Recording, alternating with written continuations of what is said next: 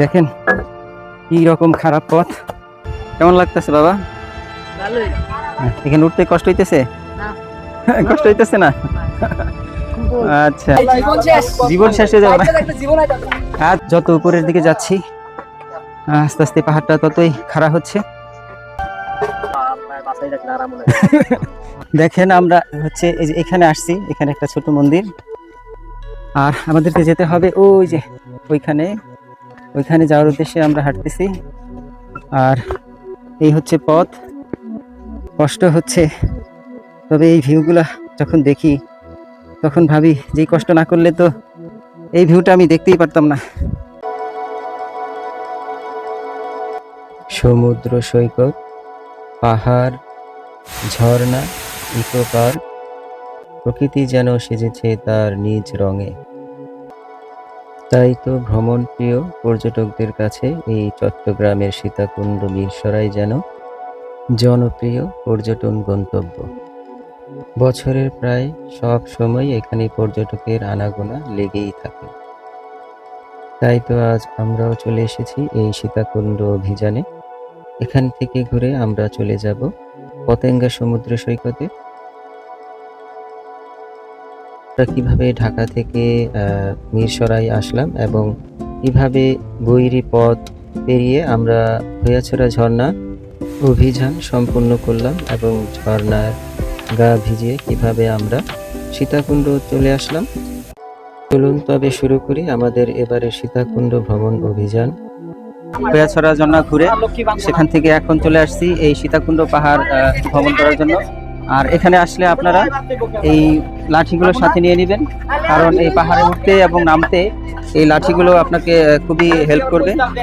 এটা থাকলে আপনি অনেক সহজে পাহাড় ভ্রমণ করতে পারবেন। তো এখন আমরা দুইটা লাঠি এখান থেকে নিলাম, আর এখানে এই লাঠিগুলো এখন ওনারা 40 টাকা করে বিক্রি করে। আর আপনি যদি এটা ফেরত দেন তাহলে ওনারা আপনাকে 20 টাকা ফেরত দেবে। এখান থেকে আমাদের এই শুরু হচ্ছে সীতাকুণ্ড পাহাড় ভ্রমণ। লাঠি ছাড়া কি ওঠা সম্ভব? লাঠি ছাড়া ওঠা সম্ভব, কিন্তু খুব ক্লান্ত লাগবে না। আচ্ছা ঠিক আছে, লাঠি ছাড়া কি ওঠা যায় ভাই? এখানে জীবন শেষ হয়ে যাবে না? আচ্ছা ভাই ঠিক আছে।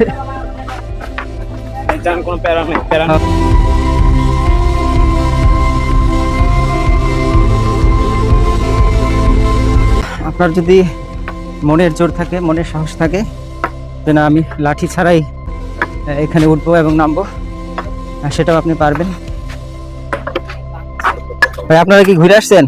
কেমন লাগলো ভাইজান? অসাধারণ একটা ভ্রমণ। কষ্ট না? যাক, কিছুক্ষণ হাঁটার পরে এই গেটটি দেখতে পাবেন। এখান দিয়ে ভিতরে প্রবেশ করলেই দেখতে পাবেন দুইটি পথ, একটি ডান দিকে একটি বাঁ দিকে। এখানে আসলে এই দেখতে পাচ্ছেন, আর বাঁ পাশে যে রাস্তাটা দেখছেন এখান দিয়ে আপনাকে উঠতে হবে।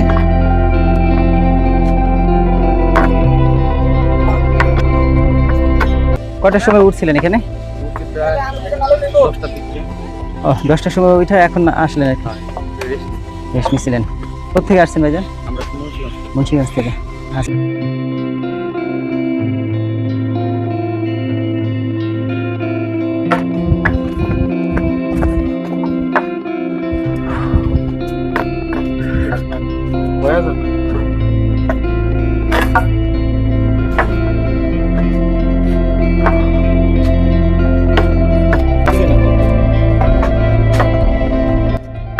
এখানে কিছু দোকানপাট আছে, তো এখান থেকে আপনারা বিভিন্ন ধরনের আচার, চকলেট এগুলো কিনতে পারবেন। এক একটা কিরকম দাম? এক বিচি 20 টাকা।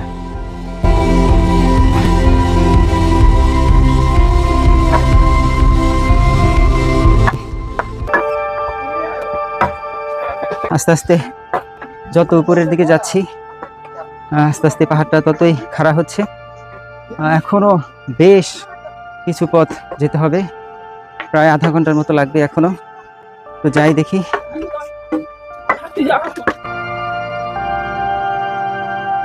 যারা পানি না আনবেন এখান থেকে লেবুর শরবত খেতে পারবেন।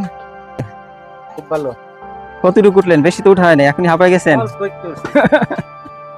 এখনো তো অনেক পথ বাকি। এই অংশটা কিন্তু সিঁড়ি নাই, এখানটা মাটির পথ আর একটু কাদা মাখা। এখান দিয়ে ওঠার সময় একটু সাবধানে উঠবেন। দেখেন বন্ধুরা, অল্প কিছু পথ উঠলাম আর ঘামে একদম পুরো শরীর ভিজে গেছে, একদম খারাপ অবস্থা। এখান থেকে একটা ভালো ভিউ পাওয়া যাচ্ছে, দেখেন দূরে কিন্তু সমুদ্র সৈকত।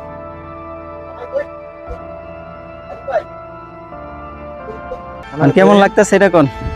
খুব ভালো লাগতেছে।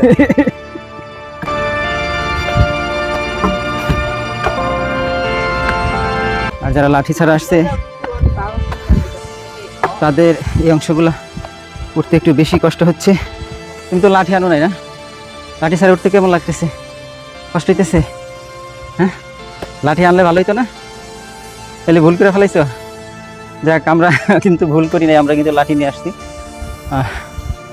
আমাদের সাথে অনেকেই লাঠি আনে নাই, আর এখন লাঠি আনার সুযোগও নেই। আমরা কিন্তু এখন অনেক উপরে, আর এখনও আরও অনেক উপরে যেতে হবে। আর এই জায়গাটা একটু ঠান্ডা, তো আমরা একটু এই জায়গায় একটু বিশ্রাম নিচ্ছি, একটু শরীরটা ঠান্ডা করার জন্য। তারপর আবার আমরা উপরের দিকে হাঁটা শুরু করব। মুকাব্বির, কেমন লাগতেছে বাবা? এখানে উঠতে কষ্ট হইতেছে? কষ্ট হইতেছে না? আচ্ছা, আমি তো একবারে ভিজা শেষ। কিছুক্ষণ এখানে এই ছায়ার মধ্যে রেস্ট নেওয়ার পর এখন আবার হাঁটা শুরু করলাম উপরের দিকে। এটা একটু দেখেন, একদম খাড়া পাহাড়। কিভাবে এই পাহাড় এইভাবে দাঁড়িয়ে আছে আল্লাহ তাআলা ভালো জানে। এখান থেকে দেখেই ভয় লাগতেছে। আর আমরা এখান দিয়ে উঠতেছি। আল্লাহু আকবার। আমার তো ভয় করতেছে, কখন জানি পিছন দিকে উল্টা করে না যাই। আল্লাহু আকবার, আল্লাহু আকবার। মহিলারা এভাবে কিভাবে যেখানে উঠে আল্লাহ তাআলা জানে। একদম হাঁপায় গেলাম এইটুক জায়গায় উঠতে সময়। আরে এই তো কম খাড়া, এবার অনেকটা খাড়া। ওই জায়গাতে যাবেন তাই তো? একবারে কিছুই নাই ভাই, যদি কিছু থাকতো দেখার মতো। আল্লাহু আকবার, আল্লাহু আকবার। আপনারা যারা সীতাকুণ্ড পাহাড় ট্রেকিংয়ে আসবেন, চেষ্টা করবেন কিছুক্ষণ পর পর একটু রেস্ট নিয়ে কিছু শরবত বা ফলমূল খেয়ে একটু শরীরে শক্তি সঞ্চয় করতে। তাহলে এই পাহাড় ট্রেকিং আপনার কাছে অনেকটাই সহজ হয়ে যাবে।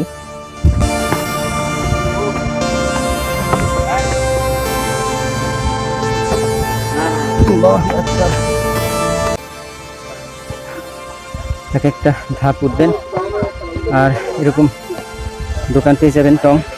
একটু ভিউটা দেখেন, অসাধারণ একটি ভিউ। ক্যামেরাতে কতটুকু দেখাতে পারছি, অসাধারণ ভিউ। এই হচ্ছে সীতাকুণ্ড সমুদ্র সৈকত। আর দেখেন আমরা যে কতটা উপরে আছি এখান থেকে কিন্তু বোঝা যাচ্ছে না। এখান থেকে আরো অনেক উপরে উঠতে হবে।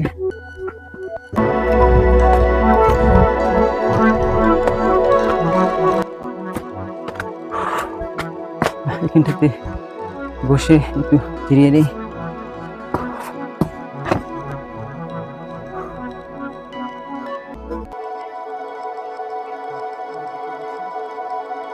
উপরে একটি মন্দির দেখা যাচ্ছে, এটা হচ্ছে শ্রী শ্রী বিরূপাক্ষ মন্দির। তো আমরা এতক্ষণ ট্রেকিং করে এই পর্যন্ত আসলাম, আরো যেতে হবে। সীতাকুণ্ড পাহাড়ের চূড়ায় দুইটি মন্দির। আমরা প্রথম ধাপের মন্দিরটিতে এসে পৌঁছালাম। এখানে কিছুক্ষণ রেস্ট নিয়ে তারপর আমরা পরের ধাপে যাব। খাড়া পাহাড়ি পথ বেয়ে ঘামে ভেজা শরীর নিয়ে যখন এমন একটি দৃশ্য দেখবেন, তখন আপনার কষ্ট নিমেষেই দূর হয়ে যাবে। দেখেন আমরা হচ্ছে এই যে এখানে আসছি, এখানে একটা ছোট মন্দির, আর আমাদেরকে যেতে হবে ওই যে ওইখানে যাওয়ার উদ্দেশ্যে আমরা হাঁটতেছি। আর এই হচ্ছে পথ, কষ্ট হচ্ছে তবে এই ভিউগুলা যখন দেখি তখন ভাবি যে কষ্ট না করলে তো এই ভিউটা আমি দেখতেই পারতাম না।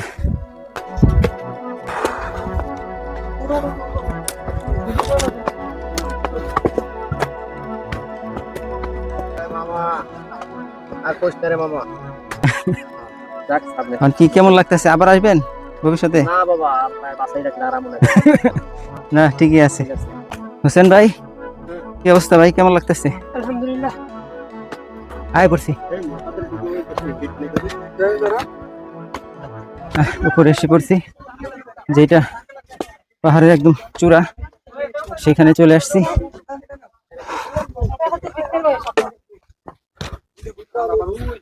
আলহামদুলিল্লাহ, আলহামদুলিল্লাহ, আলহামদুলিল্লাহ রাব্বিল আলামিন।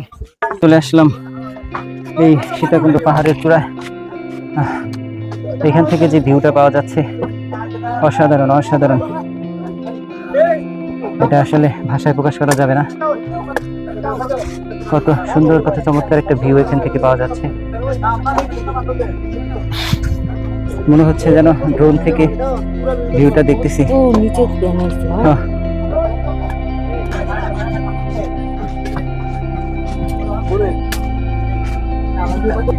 আর এই চূড়ায় এই হচ্ছে শ্রী শ্রী চন্দ্রনাথ মন্দির, যেটা হিন্দু ধর্মাবলম্বীদের কাছে খুবই পবিত্র স্থান। যারা হিন্দু ধর্মাবলম্বী তাদের কাছে বাংলাদেশের চট্টগ্রামের উত্তর পূর্বে চন্দ্রনাথ পাহাড়ের উপর অবস্থিত চন্দ্রনাথ মন্দির। এখানে হিন্দু পবিত্র গ্রন্থ অনুসারে সতী দেবীর দক্ষিণ হস্তার্ধ পতিত হয়েছিল। প্রতিদিন দেশের বিভিন্ন প্রান্ত থেকে অসংখ্য হিন্দু ধর্মাবলম্বী তারা এখানে আসে প্রার্থনা করার জন্য।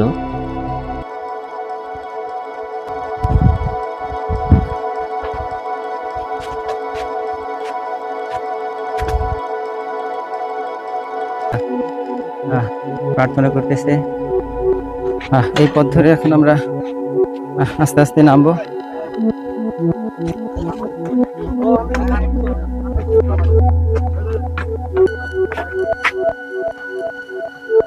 এই হচ্ছে শ্রী শ্রী চন্দ্রনাথ মন্দির। আর এই পথ ধরে এখন আমরা নামতেছি। এখান থেকে প্রচন্ড রোদ, আকাশ একদম স্বচ্ছ পরিষ্কার দেখেন। আর এখান থেকে যে ভিউটা দেখা যাচ্ছে এটা আসলে অসাধারণ। এই ভিউটা দেখার জন্য এত কষ্ট করা। সীতাকুণ্ড পাহাড় থেকে সিঁড়ি বেয়ে কিছুটা নিচে নামলেই এখানে এক বিশাল বট গাছের দেখা পাবেন। এই গাছের ছায়ায় নিচে কিছুক্ষণ বিশ্রাম দিতে পারেন। যারা সীতাকুণ্ড ইকো পার্ক এবং সহস্রধারা ঝর্ণায় যেতে চান তারা এখান থেকে সিএনজি পেয়ে যাবেন। সিএনজি যোগে 10 থেকে 15 মিনিটের মধ্যে আপনি সেখানে যেতে পারবেন। তো আমরা যেহেতু খৈয়াছড়া ঝর্ণা ঘুরে এসেছি, তো আমরা এখন সহস্রধারা ঝর্ণার দিকে যাচ্ছি না। আমরা এই পথ ধরে ডানের পথ এখান দিয়ে নিচের দিকে যাচ্ছি। আর এখান থেকে নেমে আমরা চলে যাব পতেঙ্গা সমুদ্র সৈকতে। আপনিও যেতে পারেন অথবা আপনি গুলিয়াখালী সি বিচেও যেতে পারেন, সেটা একান্তই আপনার ব্যক্তিগত ইচ্ছা। তো আমরা যাচ্ছি এখন পতেঙ্গা সি বিচের দিকে। এখান থেকে সীতাকুণ্ড পাহাড় থেকে আমরা এখন চলে এসেছি এই পতেঙ্গা সমুদ্র সৈকতে। আর বিকেলের এই সময়টা এখানে প্রচুর পর্যটকের সমাগম হয়। আর এই সময়টাই এখানে সবচেয়ে সুন্দর সময়। আর আপনারাও চাইলে এখানে আসতে পারেন। আপনারা পতেঙ্গা আসার জন্য সীতাকুণ্ড স্ট্যান্ড থেকে বাসে অথবা অটোতে চড়ে, সিএনজিতে চড়েও এখানে আসতে পারবেন। আর বিকেলের এই সময়টা আপনারা চাইলে এখানেও কাটাতে পারেন, অথবা আপনারা সীতাকুণ্ড যে গুলিয়াখালী সি বিচ সেখানেও কাটাতে পারেন। তো আমরা এখানে চলে এসেছি। আর এখন সাগর উত্তাল। দেখেন স্পিড বোটে যে পর্যটক উঠাবে বা নামাবে সেটা তারা ঠিকমতো করতে পারছে না, যে এতটাই ঢেউ। আর দেখেন যারা যে স্পিড বোটে আছে তারা কিন্তু এখানে নামার চেষ্টা করতেছে, কিন্তু ঢেউয়ের কারণে তাদেরকে এখানে নামাতে পারতেছে না। অনেকক্ষণ যাবৎ তারা চেষ্টা করতেছে।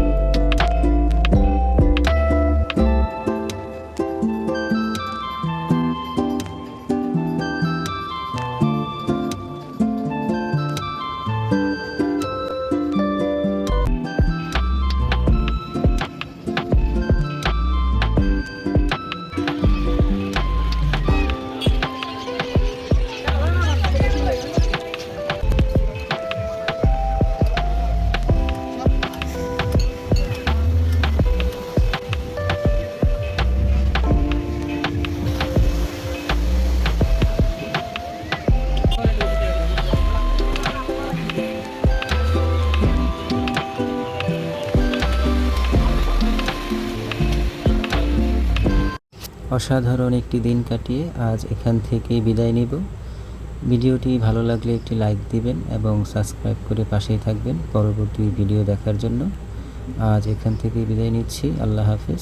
পরবর্তী ভিডিও দেখার আমন্ত্রণ রইল।